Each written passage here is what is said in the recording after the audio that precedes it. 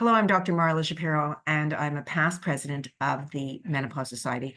And I'm joined today by Dr. Annina Burns. This is a very important topic for women, the notion of health and nutrition and how it impacts menopause.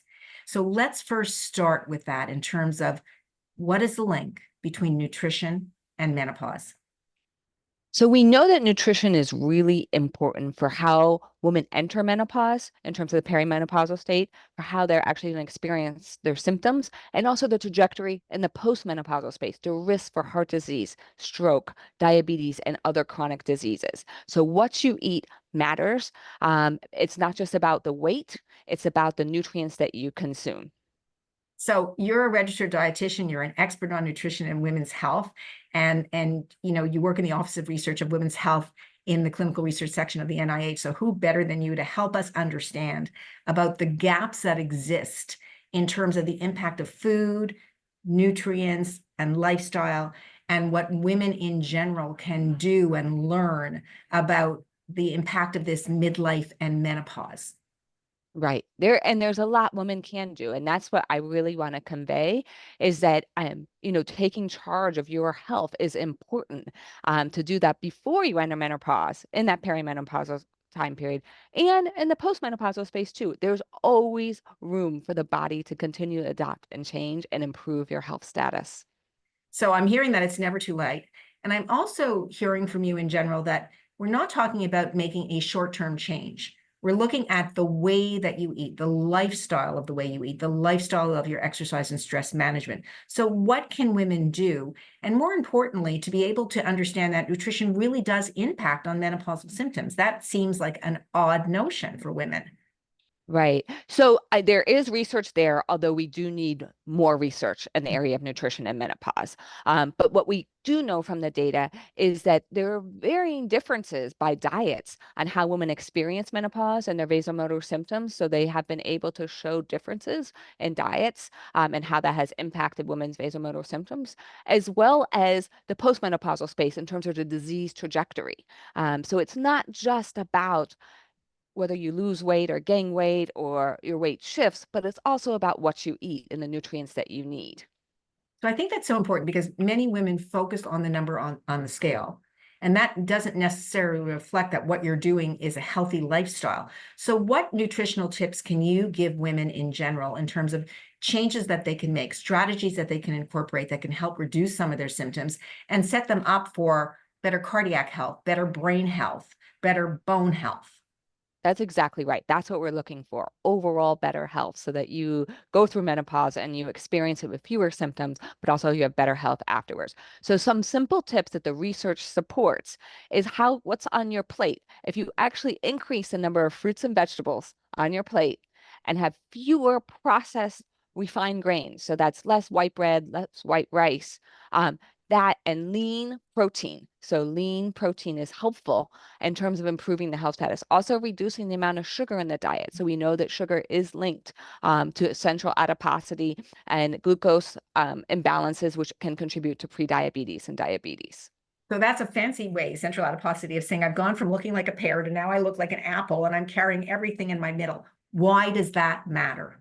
That's a really good point. So women notice when they go through menopause, they go from a pear shape where the weight is, on the hips and below to an apple. And that's what we call like that central apple shape. And that matters because your risk for diseases, heart disease, stroke, your cholesterol levels increase when you have more weight and you're more shaped like an apple. And that is a natural experience with the hormonal fluctuations that you have in menopause that women see. They say, wow, I've become more of an apple shape. And that is a reality of the hormonal changes. The question is just how big that apple gets and the contents of your body in terms of the apple. How healthy are you? Right. So when we think about health, often, women are beginning to understand that what you do for your heart health, and as women, our cardiac risk is later in life, coupling with the loss of our estrogen. And what we do for our brain in terms of diet and exercise often will mirror each other. Does that enter into the menopause sphere as well? That what we're doing for your heart, what you're doing for your brain, you're also doing for your menopausal status? That's absolutely the case, right? So the better your health is when you go into menopause, before menopause, and during the perimenopausal space, during that menopausal transition, the better the outcomes are for your heart, and your brain and your overall health. So simple strategies. First of all, is it ever too late to make a change? It's never too late to make a change. Okay, so as women listen to that, it's never too late to make a change. And sometimes we, bite off more than we can chew in terms of our expectations or making changes. So how do we begin to implement some small changes that we can increase towards a broader, strategy over time? What are simple changes women can make? Right. So the research supports just simply the composition of your plate, increasing the fruits and vegetables. If you think about your plate and having half fruits and vegetables, I mean, that is a simple change. The colors, having more of a rainbow of Right. colors in terms of the nutrients you need is a simple change. Making sure that you're getting enough calcium and magnesium because those needs change. They increase in menopause, actually, and the perimenopausal state for your bone health. So that is a simple change that you can make. More exercise would be another. And what about being a label reader? Because, we pick up and we tell women, take a look at the label, look at the salt content, look at the sugar content, but often there's a list of lots of other things. And I often, tell women in my practice, if there's lots of things listed, it probably is not a good idea.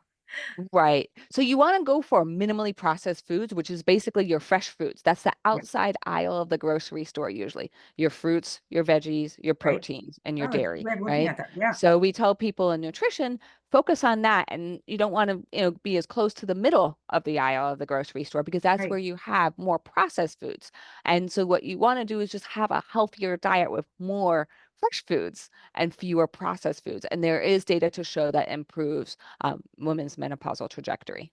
So what I'm hearing you say to women is that it's not only the food choices that you make, which are super important, but also how you prepare the food, that steaming, grilling, and leaving it as close to its natural state would be preferable than some of the other things that we can possibly do to our food in terms of coating, deep frying, and too much salt, let's say. That's exactly right. So when you deep fry foods, if you add a lot of salt, I mean, those are adding ingredients that aren't necessarily helpful. Salt is fine for your health in moderation, but not a lot of it. And the same thing with deep frying. I mean, if you can have it as close to the natural state, it's better. So there's data showing charcoal is actually not really beneficial for your health. So really browning meats is not helpful. Right. So what I hear you say in terms of making a simple changes is that it's important that you get your steps in. And why don't you get those steps in on the outside corner of the grocery store while you're picking back fresh fruits and vegetables and putting those on your plate and making sure that those bright colors are, let's say, half of your plate? That's right. They should be about half of your plate. Uh, Okay. and try to eat the rainbow. So just try to make it look as bright and different colors as possible. Many of us end up eating the same colors, apple, carrots over time, and we forget, wow, we haven't had any purples or greens. And that's what Right. we need. We need that rainbow for different nutrients.